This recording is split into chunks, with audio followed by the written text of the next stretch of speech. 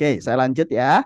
Nah, kalau bicara financial skill, yang dikatakan skill atau kompeten, kita bicara BNSP Indonesia, Badan Nasional Mm-mm. Standarisasi Profesi di Indonesia, itu bicara ada Mm-mm. 3 poin, Bapak Ibu.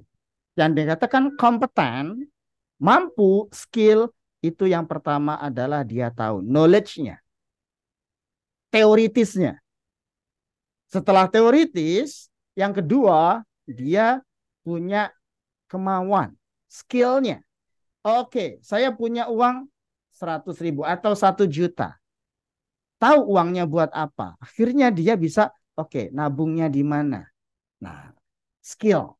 Dan yang ketiga, karena skill itu diterapkan setiap hari, day to day, month to month, akhirnya tahunan, dia akan menjadi karakter. Nah, karakterlah inilah yang melekat selamanya di dalam anak.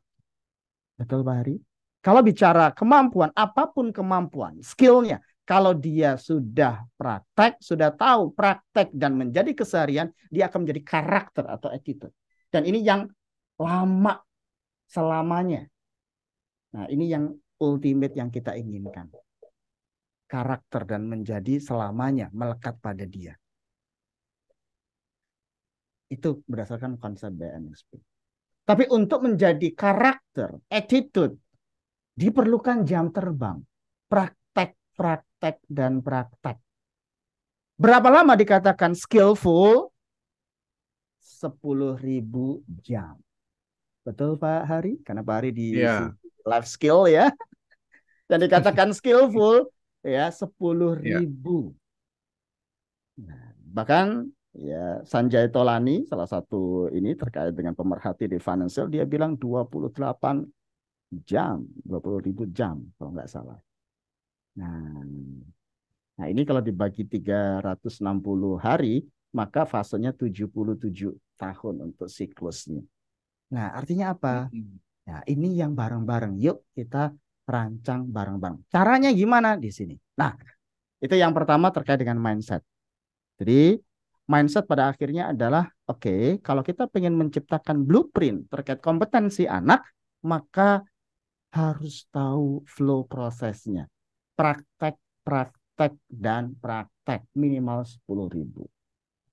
Kalau 10.000 dibagi 8, kira-kira hampir sekitar di atas 5 tahun.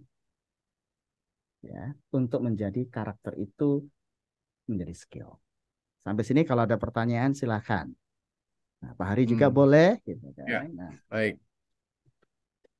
Ya, silakan sahabat-sahabat Gema Kebijaksanaan kalau ada bisa langsung chat atau mungkin bertanya angkat tunjuk tangan ya. yes. Lanjut. M pertama tadi mindset sudah tahu karakter dan ya psikologisnya. Yang kedua adalah mapping. M kedua, mapping. Saya ambil salah satu ya referensi dari Kid Road to Financial Literacy, Learn and Keep. Ada ternyata fase-fasenya. Ada orang tua dan anaknya. Usia berapa? Nah, yes, dididik butuh waktu 10.000 jam. Betul. Karena bicara karakter itu butuh waktu skillful 10.000 jam. Artinya minimal 5 tahun. Nah, untuk dia memahami dan lain-lainnya. Ya. Kenapa? Karena itu bicara dia tahu, dia mau, dan dia mampu praktikal. Nah, di sini kita berdasarkan praktikal kita punya studi kasusnya dan caranya. Nah, mapping yang kedua ini bicara tahapan pada anak dan fase-fasenya. Ya, saya perjelas di per masing-masing detailnya. Jadi dimulai dari usia 5 tahun, Bapak Ibu. Nah, itulah kenapa kadang seringkali ya usia golden age itu dimulai dari 5 tahun. Makanya sekarang untuk level TK itu berbondong-bondong, mahal pun itu dicari dengan konsep Montessori dan lain-lainnya. Kenapa usia golden age? Ada yang tahu Bapak Ibu kenapa usia 5 tahun? Kalau dalam bukunya, five step-nya, buku Money as a Grow, A Kid Financial Literacy, karya Uncup itu dibagi menjadi ya 5 tahap. Dimulai usia 5 tahun. Boleh ada yang share? Pak Ari mungkin bisa menebak kenapa usia 5 tahun? Kenapa nggak 3 tahun? Saya juga berdasarkan pengalaman pribadi, ya saya punya game board, ya kita ciptain sendiri. Hmm. Dan di situ ternyata saya nyambungnya, anak saya nyambung itu di usia 5 tahun, Pak. 3 tahun, 4 tahun saya mulai nggak bisa-bisa. Tapi ketika 5 tahun masuk. Ya, ada yang bisa bantu mungkin pandangan kenapa usianya dimulai dari 5 tahun. Nah, Proses pertumbuhan ininya ya Pak, apa namanya perkembangan otaknya gitu ya. yes. Sempurna kalau secara saintifik dan perkembangannya itu di sisi 5 tahun. Maka disebut golden age. Anak muda belajar Hmm. dalam hal baru di usia 5 tahun. Yes, karena didukung oleh ya saintifiknya terkait dengan perkembangan otak itu sempurna di 5 tahun. Nah, kita mulai dari sisi 5 tahun. Nah, itu kita bagi menjadi 5 area, 5, 6, fasenya 7, 9, 10, 12, 13, 15, 16, 18. Nah, itu berdasarkan referensi dari buku karya Kid Road to Financial Literacy. Nah, kita mulai dulu ya, Bapak Ibu. Ketika 5 sampai 6 tahun, kira-kira apa peran orang tua dan bagaimana konsep yang dibangunnya? Nah, kalau usia 5 sampai 6 tahun, anak diharapkan mulai mengenal konsep uang. Uang adalah alat jual beli. Fungsinya membeli barang atau membayar jasa. Tugas orang tua sekarang. Ini biasanya yang kita lakukan, kenalkan jenis uangnya. Ada uang kertas, uang koin, bermain menghitung uang, dan terlibat permainan, contoh itu monopoli, ya dan lainnya. Ada interaksi dan komunikasi dengan orang tua. Saya membuat game board itu ternyata tadi pengalaman kami, ya usia nyambung, anaknya itu usia 5 tahun, itu bisa diajak main, bisa diajak komunikasi dan interaksi. Nah, ini yang pertama. Terus libatkan anak dalam kegiatan belanja. Ini kita coba berdasarkan tentunya konsep teoritis plus praktikal kami sebagai seorang orang tua yang punya anak. Di sini pada usia 5-6 tahun, kegiatan belanja, misalnya contoh ke Alfamart, Indomaret. Ini boleh sebut ya, ini dalam konteks disclaimer on, supaya praktikal.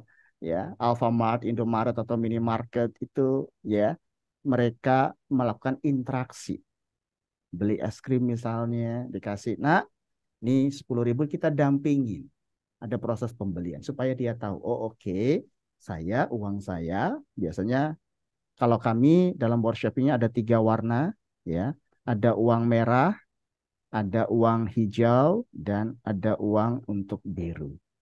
Uang merah itu bicara untuk operasional, uang saat ini, uang hijau untuk pos masa depan, dan biru untuk misalnya sedekah ataupun perpuluhan sosial. Nah, 5 sampai 6 tahun. Nah, dunia anak, dunia games. Jadi, biasanya pengajaran kami secara teoritis, praktikalnya adalah dengan games, Pak Hari dan teman-teman, Bapak Ibu semua. Games-games contoh mewarnai, terus games-games monopoli. Nah, kebetulan kita juga membuat game namanya Cashway, itu yang kita buat untuk langsung interaktif dengan mereka. Lanjut, di usia 7 sampai 9 tahun. Nah, anak-anak ini mulai kita kenalkan budaya menabung koinnya. Dari mana saja? Contoh misalnya ketika kita ada rezeki bulanan, gajian, nah, kita berikan menabung ini paling basic sendiri karena langsung celengan. Dulu Bapak Ibu apakah sama dikasih orang tuanya celengan? Celengan pertama bentuknya apa? Apakah ayam atau yang lain? Boleh komen di kolom chat sama nostalgia ya. Celengan. Celengan pertama kali ayam. Nah, oke. Nah, menabung. Kenapa? Nah, ini dan dampaknya luar biasa Pak Hari. Ini saya tes di anak pertama. Jadi begitu saya ada rezeki, misalnya contoh di pembicara ataupun trainer, kasih uang 10.000, 20.000, 50.000 secara rutin setiap event.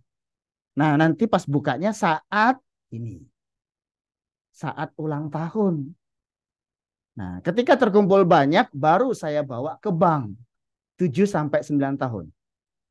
Ya, alhamdulillah, tahun ini ya mulai dari laptop dia kebeli, terus ya kurban dia kebeli, dan dia tahu, ya uang bank saya berapa gitu. Karena dia tahu on proses daily basisnya. Oke, nah menabung dulu. Selama zaman sekarang taruh di bank nggak bisa Pak, ditaruh bank. Nah, ini posisinya adalah bisa rekening OR.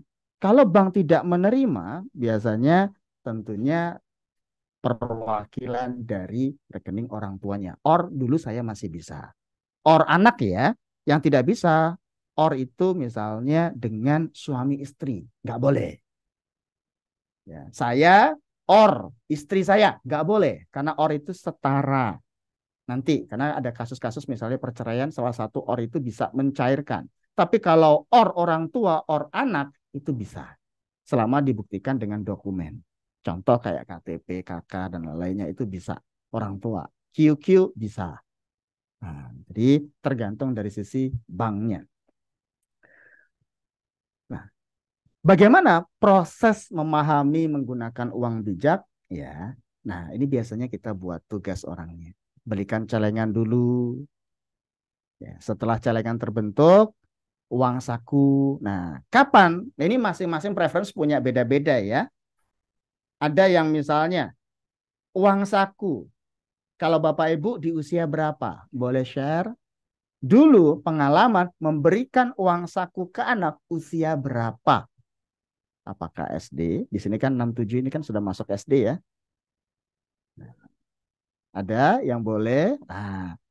Ya, Kelas enam 1 SD tujuh tahun. sudah, boleh. Ya, silakan Bapak Ibu. Ya, karena ini ilmu yang memang secara standar kompetensi praktikal itu tidak punya standar per masing-masing perspektif masing-masing orang tuanya ya, tapi tetap buat jajan ada gitu. Biasanya ada rekening saving, rekening operasional dan rekening untuk sosial misalnya masing-masing.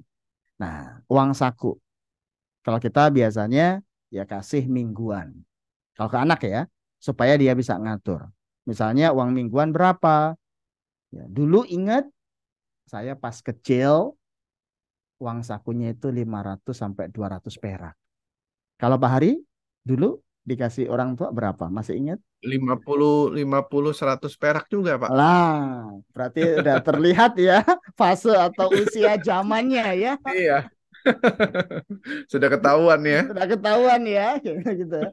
Nah, kalau sekarang ya tentunya akan berbeda. Kenapa? Karena memang ya kebutuhan-kebutuhannya juga berbeda. Apakah harian atau mingguan ataupun bulanan masing-masing, tapi biasanya yang kita terapin adalah mingguan. Contoh let's say 50.000 untuk 1 minggu. Tergantung anaknya ini yang kita terapin di usia 8 sampai 9 tahun. Nah, terus dia kita ditawarkan, nak tahun ini mau apa? Mau apa yang ingin dicapai?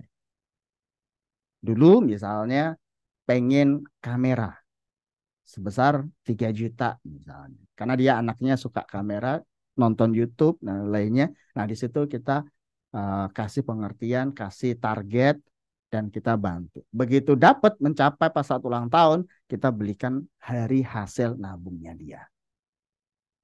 Nah, di sini juga kita ajarkan disiplin dan menerima konsekuensi. Contoh, karena kami ya buat 1 minggu 50, kalau habis 3 hari atau 2 hari, ya sudah.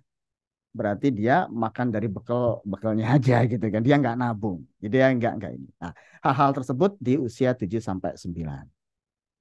Nah, usia 10 sampai 12. Nah, ini tentunya sudah mulai ya masuk di usia kelas 4 sampai kelas 6. Nah, tentunya bisa untuk transaksi. Nah, buka rekening QQ tadi, pekerjaan-pekerjaan yang layak diapresiasi dan tentunya membeli barang-barang atas kemampuan sendiri. Kita selalu terapkan, nak ini uangmu. Kita kasih kebebasan. Mau dia mau nabung, mau dia gunakan untuk ya jajan ataupun dia untuk sedekah, tergantung. Tapi selalu kita akan monitoring. Nah, berikutnya di usia 13-15, usia SMP. Nah, saat ini ya tentunya sudah mulai untuk kita terapin yang namanya kita kenalin fungsi-fungsi dari uang tersebut. Terutama di konsep perencanaan sederhana budgeting. Nah, 16-18, nah ini sudah mulai ya kita baiknya, kabar baiknya sekarang investasi itu dengan 5.000 bisa Pak Ari. 10.000 bahkan emas berapa ratus ribu, berapa ratus rupiah bisa. Jadi sangat-sangat affordable. Nanti kita bicara terkait diskusi produk-produk sisi keuangannya. Nah, inilah yang kita inginkan bahwa ketika bicara, oke, skillful butuh waktu 10.000 jam, artinya 5 tahun. Nah, Bapak Ibu dan saya bisa mendesain ya peta dari umur anak dan tentunya ya fase-fase yang dia lalui. Nah, itu terkait dengan mappingnya. Ya, sampai sini kalau ada pertanyaan silahkan. Atau saya lanjutkan dulu ya. Nah, fase berikutnya terkait dengan measure atau menghitung. Dana pendidikan adalah tujuan finansial yang paling mudah direncanakan tapi paling sulit. Oke, paling sulit. Sekarang kalau merencanakan, nanti kita sama-sama bareng-bareng yang merencanakan berapa kebutuhannya. Nah, tapi masalahnya setelah itu, setelah direncanakan di plan, bagaimana eksekusinya? Produknya apa? Bagaimana cara mencapainya? Yuk kita bahas kumpas bareng-bareng. Nah, tadi ketika bicara apakah mahal? Yes. Nah, bagaimana cara selama ini orang tua lakukan? Dulu saya mengamatin, saya mengalami ya, keluarga saya adalah 6 bersaudara Pak Hari. Yang kuliah saya anak terakhir, yang lain-lainnya TNI Polri. Biasa orang desa kan gitu ya, kalau nggak PNS ya TNI Iya. Polri ya. Nah, saat PNS Jadi itu betul, untuk mencapai satu profesi tertentu, ya orang tua akan melakukan apapun. Ya. Dia bisa menabung, jual aset dari bisnis, asuransi, ya, hutang pun dilakukan demi sekolah anak. Betul Bapak Ibu? Karena satu hal, betul. ingin berikan yang terbaik. Pada saat itu jual aset misalnya. Tanah, apa yang dia punya? Misalnya sapi ya sapi, rumah misalnya sawah ya sawah, dijual buat anak. Apapun namanya orang tua itu. Dia pendidikan nggak pernah mikir.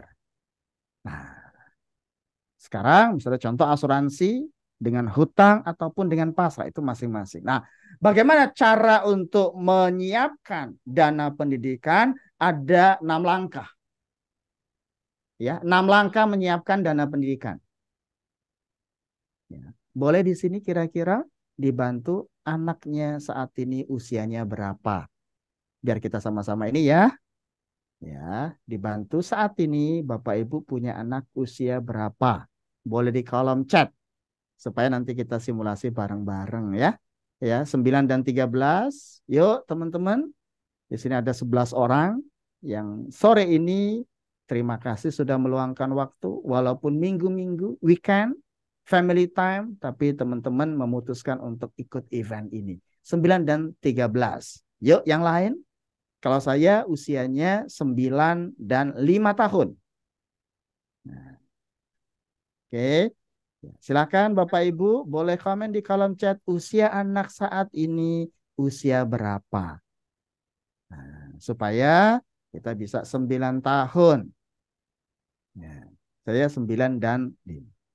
Kalau dulu banyak anak banyak rezeki. Dulu konsepnya.